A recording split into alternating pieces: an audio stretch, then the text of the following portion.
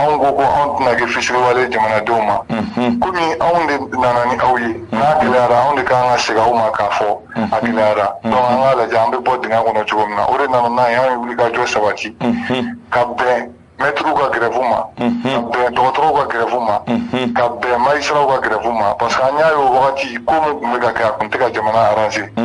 donc an bɔra kɔ ka sira wɛrɛ ta sira mun bɛ yen n'o o wolola nin na n'o y'a binni ye voilà. Ayiwa Mamadi Jula Dramé bibi na Ibrahim Bokar Keita kɔni tɛ yen nɔ politique mɔgɔ tɔw bolo Ibrahim Bokar Keita ka vie kan ka kɛ leçon jumɛn ye bɛɛ bolo e bolo sisan. Ibrahim Bokar Keita ka vie kan ka kɛ leçon mun ye o ye leçon fɔlɔfɔlɔ politicien n'i nana i k'i ka famille sɔbɔ i ka politique la i ka fanga marali la. O y'a leçon fɔlɔ ye i kɛra politicien n'i nana i k'i ka famille sɔbɔ i ka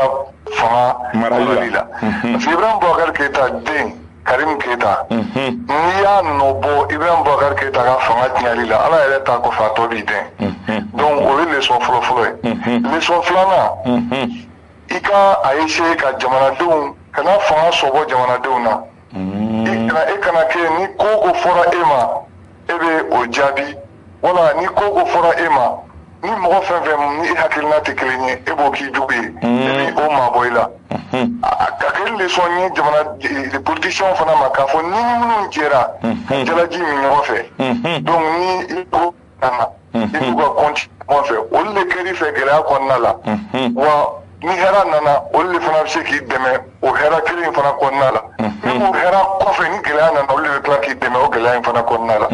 a ka kɛ leçon ye politiciens ma k'a fɔ ko maa dɔw bɛ se ka tiɲɛ f'i ye i bɛ taa sɔrɔ i jugu t'o tigi ye maa dɔw b'i kɛrɛfɛ i bɛ taa sɔrɔ i jugu y'o tigi de ye parce que ale b'i kulokɔrɔ duman dɔrɔn de fɔ Ibrahim Keita ka parcours n'i y'a jateminɛ de A à Z saya kɔfɛ balo kɔfɛ Ala ka masaya kɔfɛ Ibrahim Keita ka parcours kan ka kɛ leçon de maliyɛn den bɛɛ lajɛlen ma k'a fɔ ko hadamaden n'i engagé sira mun kan hadamaden n'i donna ni turu mun ɲɛ n'i y'a di i bɛ kɛ dɔnbaga lafili ye Ibrahim Keita yan'a ka kɛ président de la République ye ani Ibrahim Bokar Keita président de la République ça a été diamétralement opposé a bɔra kan kelentigiya la k'a yɛrɛ sɔrɔ kan caman tigiya la a bɔra homme de poignée la k'a yɛrɛ sɔrɔ mɔgɔ ye mɔgɔ min ka magan ni a bɛ kow bila ka tɛmɛ ten mais Ibrahim Bokar Keita ka fanga fana kan ka leçon dɔ di an bɛɛ lajɛlen ma k'a fɔ ko Ibrahim Bokar Keita était un démocrate Ibrahim Bokar Keita ye gɛlɛya min sɔrɔ a ka fanga kɔnɔna la n'a y'a sɔrɔ mɔgɔ ni gɛlɛn kun don n'a y'a sɔrɔ mɔgɔ jugu kun don n'a y'a sɔrɔ fanga kun ka d'a ye an y'a miiri ka se cogo min na Ibrahim Bokar Keita kun bɛ se ka jamana lase dingɛ kɔnɔ a sigilen kun tɛ ni dingɛ min ye dingɛ min ka don ni dingɛ bɛɛ lajɛlen a ye bɛɛ bila bɛɛ k'i ta fɔ a ye bɛɛ bila bɛɛ k'i ta kɛ fo an k'o yɔrɔnin fana fɔ a ka mara kɔnɔna la hali n'a sɔrɔ o de kɛra sababu ye k'a labin mais an b'a ye k'a fɔ a y'o kelennin kɛ. Mamadi Jula Dramé an bɛ i fo ka sɔn ka nin hakilina kologiri ninnu di an bɛ dugawu don kɛ Ibrahim Bokar Keita Ala ka lahara sɔn suma ye. Amina Rabi Isa an b'i yɛrɛ fo. Merci beaucoup. Merci. Mamadi Jula Dramé an ka bi ma welelen tun don a bɔra ka laseli minnu kɛ an dalen b'a la bɛɛ y'i ka tata a kɔnɔna la Isa Kaba ale kumaso la sɔrɔ Amadu an bɛ don an ka walawalali o kɔnɔna la i n'a fɔ an tun y'a fɔ aw ɲɛna cogoya min na k'a fɔ bi Isa Kaba a bɛna hakilina miiri kɛ fɛn min kan o bɛ tali kɛ pensée unique la yalima nin kumasen Kaba ye a suganti kun jumɛn de la ka se ka na ɲɛfɔli kɛ aw ye bi sɔɔni ani Kaba bɛ ɲɔgɔn la sɔrɔ.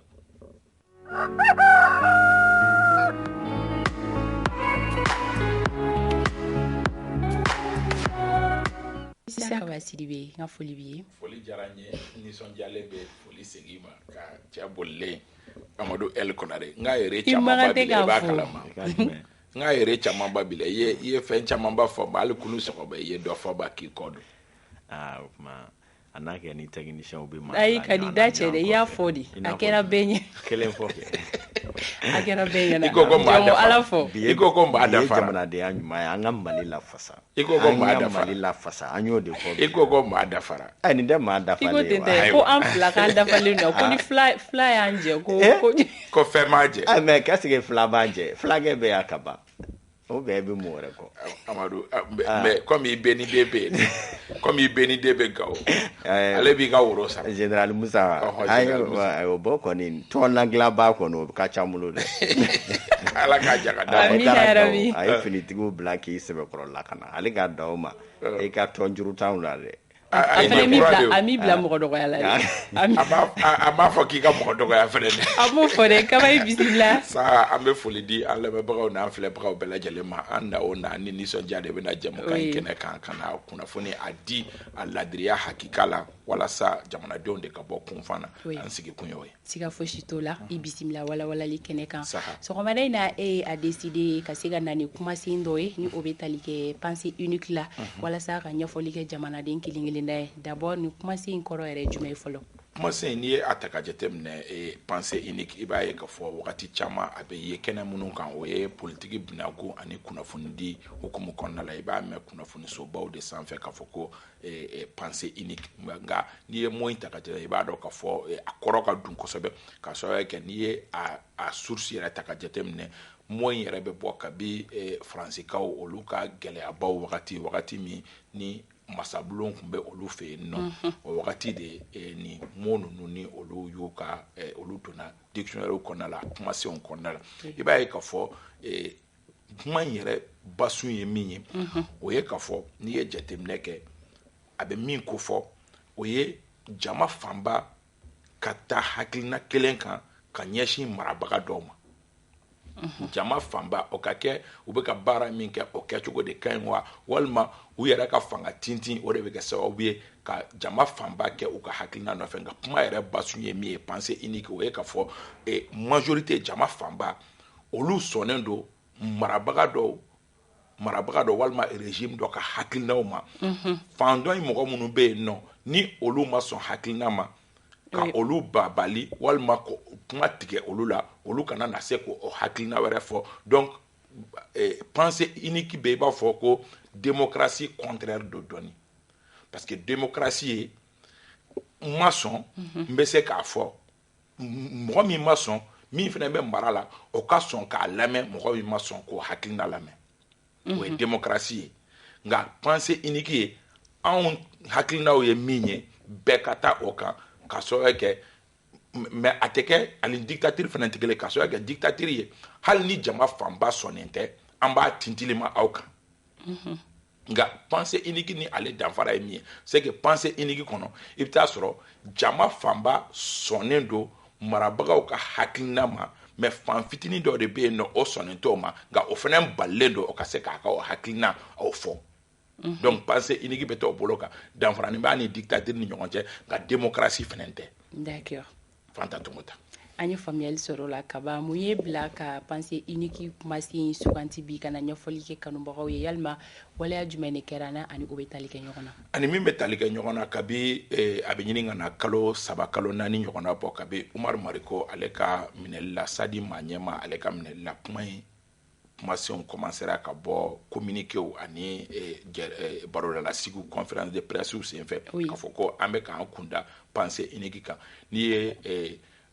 communiqué minnu bɔra o hukumu kɔnɔ n'i y'o communiquéw ta k'olu jateminɛ i b'a ye k'a fɔ nin mot in bɛ apparaît olu caman kɔnɔ ka fara o kan o ta tɛmɛna o yɛrɛ bɔra kaso la bi alhamdulilayi an bɛ foli d'a ma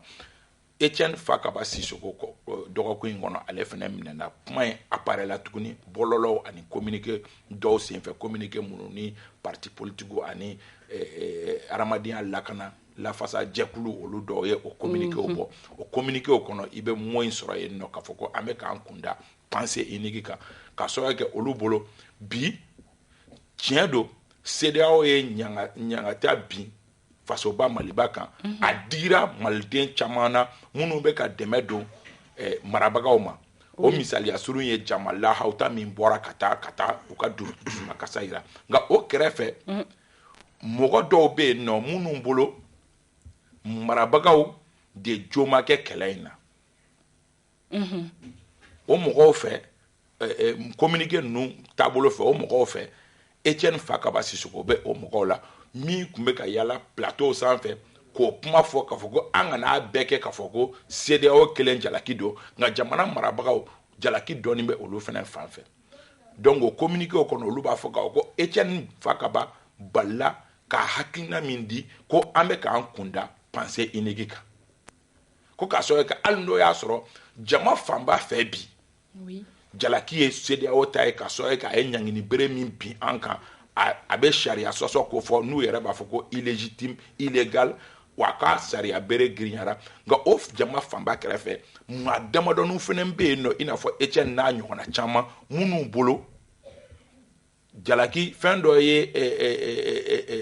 flaw jalaki nga ote were che kumbo an fenani jalaki doni be anka donc olu bolo o ye pensée unique nga nanye o fo ni Etienne to duna pumala ni ama faraka nga fo olu ka jalaki krefe o ya soro olu te dossier mini apuma besina oui. kunu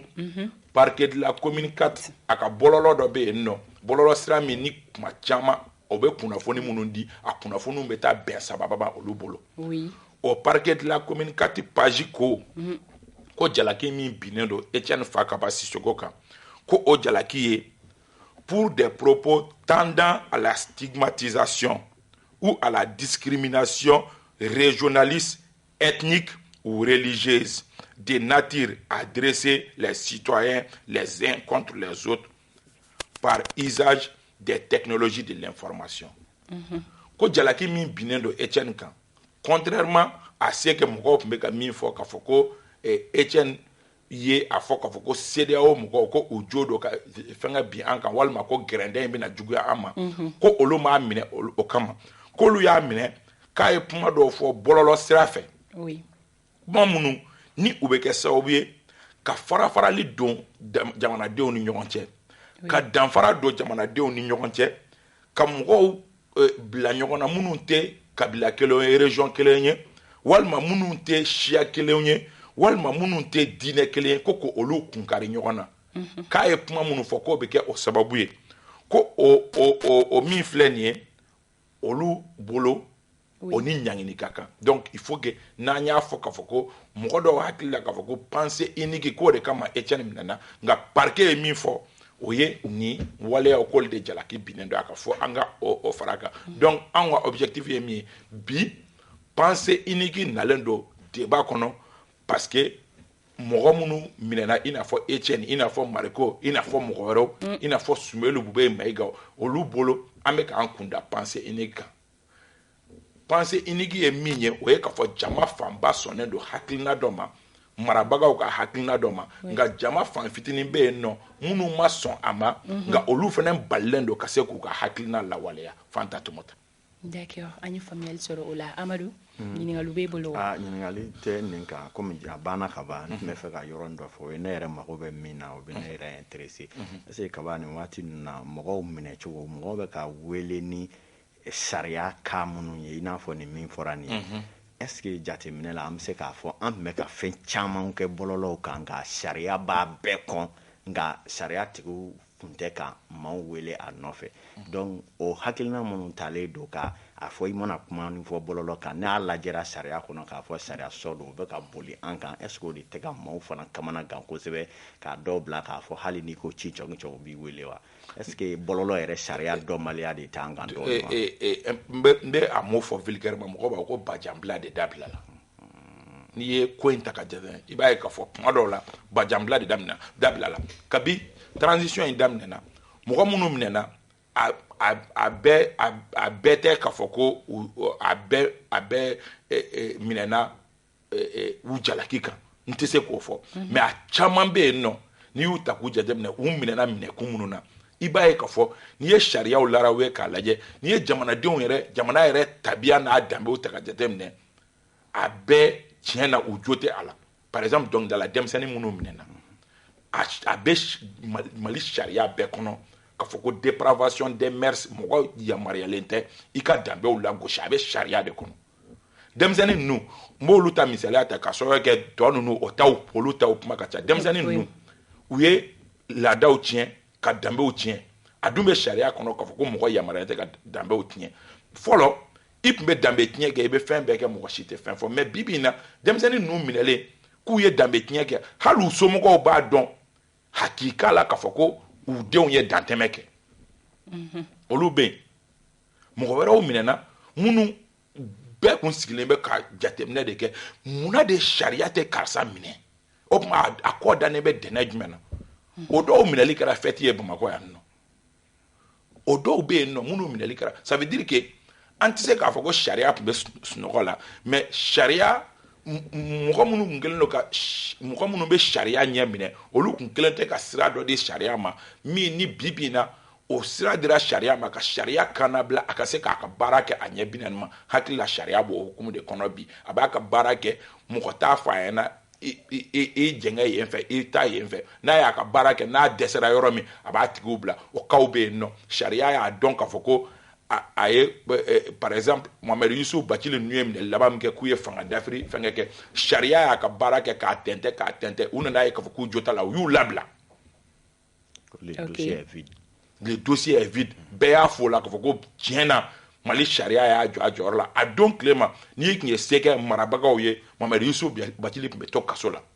nka a don sariya y'i jɔ a jɔyɔrɔ la k'a yɛrɛ k'a fɔ ko foyi tɛ dossier kɔnɔ a y'u bila ka taa so min dar'u la o jalaki tɛ tiɲɛ donc o b'a yira k'a fɔ bibi na an bɛ se k'a jigiya k'a fɔ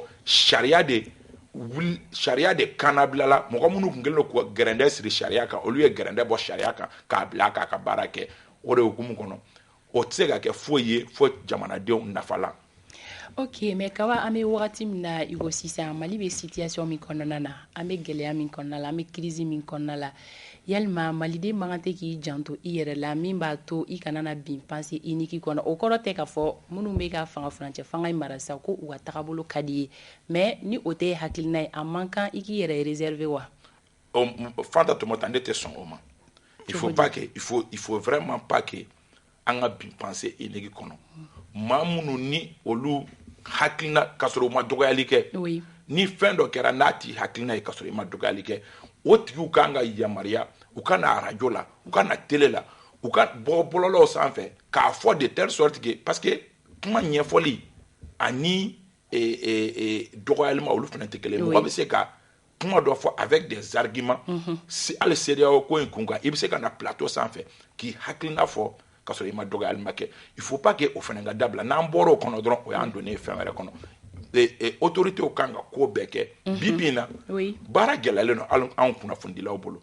sɔgɔmada fɛ ne bɛ weleli min kɛ mɔgɔ wele min kɛ i b'i sigi i bɛ mɔgɔ da hakɛ min wele k'a fɔ bon ni a bɛɛ tɛna kɛ i bɛ mɔgɔ dɔrɔn wele mɔgɔ minnu b'a fɔ dɔrɔɔn fangacɛ furancɛ fanga ka ɲi CEDEAO man ɲi i tɛna se k'i si kɛ o la i bɛ mɔgɔw de ɲini minnu fana ni kunnafonidi yɛrɛ bɛ o de ɲini anw fɛ ka mɔgɔw ka kuma di mɔgɔw ma minnu fana ni hakilina tɛ o ye mais tile kɔnɔ i b'i sigi i bɛ téléphone bɔ i b'a munumunu k'a munumunu n'i ye min wele dɔw yɛrɛ b'a fɔ ye ko ne ka musokɔrɔba ko n kana kuma bilen o kɔrɔ ye ko gɛrɛndɛ bɛ yen. non o yɔrɔ fana na kaban est-ce qu'il y a pas un problème parce que c'est-à-dire débat la dɔw fana mi débat kɛ a ye n fana ka na n ka ye n ka na mankankolon ci. a ye mankankolon ci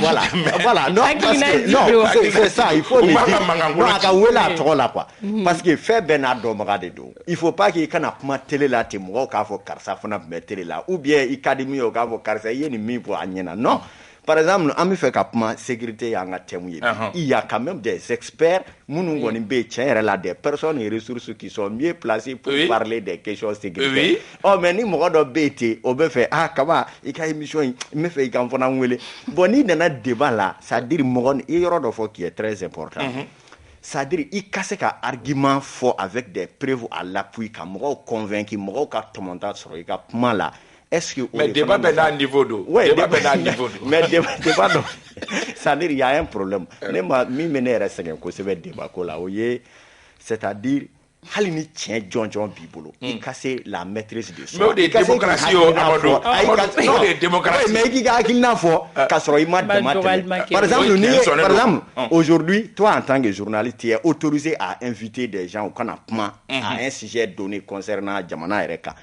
mais n'a tigi nana hali ni dalu ni tiɲɛ bɛɛ b'a bolo n'a tigi ma se ka hakilina développer cogo la fa taara kɛ ni fiɲɛyali ye k'a fɔ karisa ye maalankolon ye karisa ye tu vois que souvent caman de fana bɛ bi o piège kɔnɔ o de kan ka éviter je suis d'accord que surtout ka mɔgɔw ta o tɔgɔ ma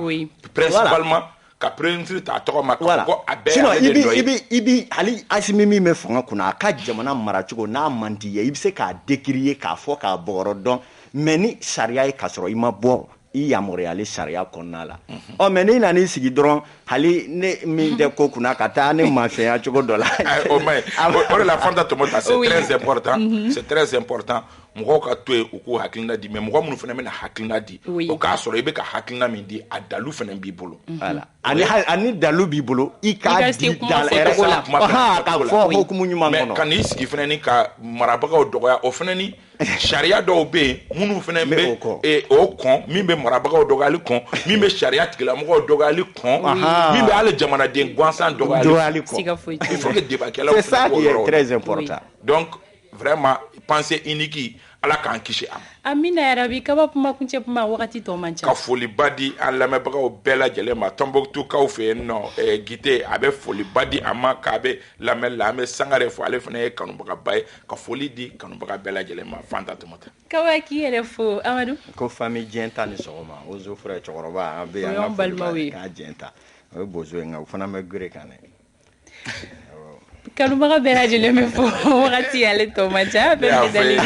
ko ni ma jɛgɛ kolo dɔ ja Amadu kan na ko Amadu tɛ nin ko ye dabila ko m'o k'a la de a k'a dɔn fɛnɛ bɛ se ko dɔ la jɛgɛ tɛ a tɛ sɔrɔ ka bin o sanja ye min kɛ Lamusala i b'o ɲɔgɔnna kɛ Amadu la merci dɔɔni fɔ n kan n fɔ dɔɔni sa n fɔ ye dɔɔni sa Lamusa ye tile 3 kɛ dalen a bolo i t'a kala bɔ Lamusa o tɛ diyagoya ye denmisɛnnin jo sen ka da a bɛ taa yɔrɔ jan ne y'a kun an bɛ an kanubaga bɛɛ lajɛlen fo an bɛ Amadu Kamara fo ka bɔ Sherifila télévision na jɛmukan in kanubagaba don an bɛ Adi fo madame Yosi Adi Sidibe jɛmukan in tɛ fɔ a fɛnɛ kɔ Amadu k'i ka fara ka bɔ filaw la Adi ko ten tɔ n ka jarakɛ n ka cɛkɔrɔba Jara Segu ORTM baarakɛla kɔrɔ don super biton dɔnkilidala kɔrɔ fɛnɛ don an b'a fo kosɛbɛ a ko k'a ka foli fɔ e de ye kɛrɛnkɛrɛnnenya o diyara n ye kojugu k'a jara an bɛ Segu ka bɛɛ lajɛlen fo a tɔgɔ la an ma ɲinɛ Ustaz Yakuba Jabate kɔ ka bɔ Renouveau FM na yan nɔ jɛmukan in tɛ fɔ a fɛnɛ kɔ fɛn bɛ tali kɛ an ma ɲinɛ Jawoyi Keyita kɔ jɛmukan in ka di ale fɛnɛ ye Marije Sako an bɛ a fɛnɛ fo Sarafili Kulibali k'aw bɛ ni sɔgɔma k'a bɛ lajɛli la Sarafili procureur k'a ni sɔgɔma an ka foli bɛ a ye Samu ni Silimani sɔgɔma Samu ni u b'an nɔfɛ bɔlɔntan na nka an bɛ k'an miiri fɔlɔ u taara jigin terrain kɔnɔ ye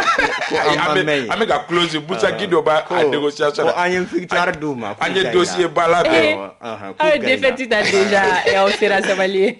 parce que a tɛna i taalen o dɔ bali ye ka bin u taara jigin terrain kɔnɔ o ma nɔgɔn kanubaga bɛɛ lajɛlen bɛ fo an bɛ Segu ka Kane fo ka bɔ Kirina an ma ɲinɛ a denkɛ kɔ Soma Kane an bɛ ninnu bɛɛ lajɛlen ka foli kɛ k'aw bɛɛ fo nɛgɛ kanɲɛ 9 Adel Samake labɛnw sabatira ka ban a bɛna dugu kunkanko kɛnɛ sigi sini sɔgɔma 7h15 an bɛ segin ka ɲɔgɔn lasɔrɔ yan nɔ Ala ka tile hɛrɛ